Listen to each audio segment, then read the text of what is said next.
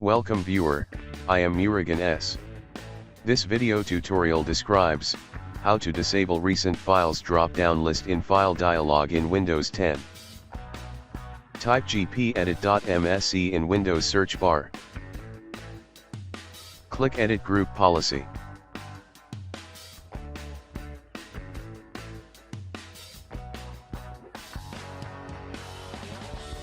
Click User Configuration. Click and expand Administrative Templates. Click and expand Windows Components. Click and expand File Explorer. Click and expand Common Open File Dialog. Hide the drop-down list of recent files. Check Enabled.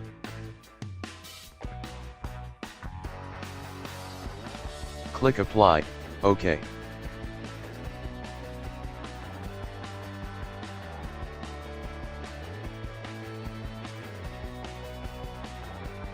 Close and exit Group Policy Editor.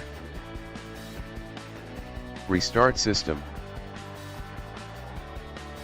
I hope this video tutorial helps to you. Please like, share and don't forget to subscribe my channel. Thank you very much. See you next video.